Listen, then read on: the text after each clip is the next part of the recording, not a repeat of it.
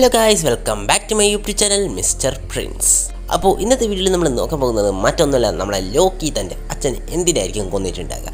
അതിനെക്കുറിച്ചാണ് നമ്മൾ ഇന്നത്തെ വീഡിയോയിൽ നോക്കാൻ പോകുന്നത്. അപ്പോൾ അത് അറിയാൻ താല്പര്യമുള്ളത് നമ്മുടെ വീഡിയോ മുഴുവനായിട്ട് കാണുക. അതുമാത്രമല്ല, നമ്മൾ ഇന്നത്തെ വീഡിയോയിൽ ഒരു ടാർഗറ്റ് വെക്കുന്നുണ്ട്. 50 സബ്സ്ക്രൈബേഴ്സാണ് നമ്മൾ ഇന്നത്തെ വീഡിയോയിൽ വെക്കുന്ന ടാർഗറ്റ്.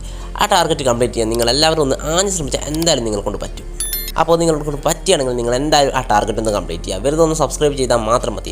നിങ്ങൾ സബ്സ്ക്രൈബ് ചെയ്യുമ്പോൾ കിട്ടുന്ന മോട്ടിവേഷൻ എത്രയാണെന്ന് നിങ്ങളോട് പറഞ്ഞറിയിക്കാൻ പറ്റില്ല. അപ്പോൾ നിങ്ങളെല്ലാവരും സബ്സ്ക്രൈബ് ചെയ്യുമെന്ന് വിചാരിക്കുന്നു. നമുക്ക് നേരിട്ട് വീഡിയോയിലേക്ക് പോകാം.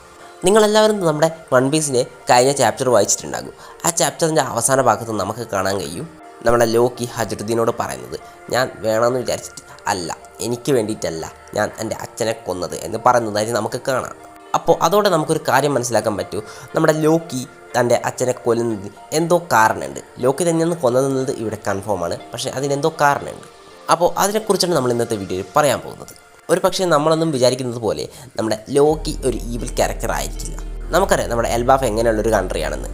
മെയിനായിട്ട് യുദ്ധം ഇതൊക്കെ ആണ് അവർ കോൺസെൻട്രേറ്റ് ചെയ്തിരുന്നത്. പക്ഷേ കുറച്ച് കാലങ്ങളായിട്ട് നമ്മുടെ എൽബാഫിൽ കുട്ടികളെ പഠിപ്പിക്കുകയോ അതുപോലെ ഈ വാറോ ഇതൊക്കെ ഇല്ലാത്ത രീതിയിലാണ് അവരെയൊക്കെ വളർത്തുന്നത്.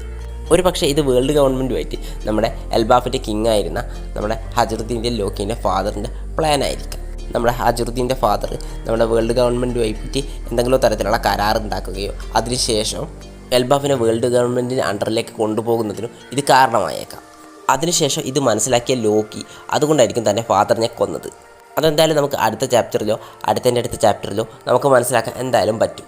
ഒരു പക്ഷേ അടുത്ത ചാപ്റ്റർ ഒരു ഫ്ലാഷ് ബാക്ക് ആകാൻ പോലും ചാൻസ് ഉണ്ട്. അല്ലെങ്കിൽ നമ്മുടെ ലോക്കി തൻ്റെ ഫാദറിനെ കൊല്ലാൻ കാരണം നമ്മുടെ എൽബാഫിൻ്റെ കിങ് എൽബാഫിലെ ലെജൻഡറി ഡെവിൾ ഫ്രൂട്ട് നമ്മുടെ വേൾഡ് ഗവൺമെൻറ്റിന് കൊടുക്കാൻ ശ്രമിച്ചിട്ടുണ്ടാകും. അത് തടയാൻ വേണ്ടിയിട്ടായിരിക്കും നമ്മുടെ ലോക്കി തൻ്റെ ഫാദറിനെ കൊന്നത്. എന്തായാലും ഇതോടെ നമുക്കൊരു കാര്യം മനസ്സിലാക്കാം, നമ്മുടെ ലോക്കി ഇന്നസെൻ്റ് ആകാൻ നല്ല ചാൻസ് ഉണ്ട്. പക്ഷേങ്കിൽ ലോക്കി ഇന്നസെൻ്റ് ആയതുകൊണ്ട് ലോക്കി ഒരു നല്ല ക്യാരക്ടറാണെന്നൊന്നും ഞാൻ പറയുന്നില്ല. നമുക്കറിയാം നമ്മുടെ മാർവലിലെ ലോക്കി എങ്ങനെയാണെന്ന്. ഒരു ആൻറ്റി ഹീറോ അങ്ങനെ വേണേൽ നമുക്ക് പറയാം. ഒരേ സമയത്ത് വില്ലനുമാണ്, അതേസമയത്ത് ഹീറോയുമാണ്.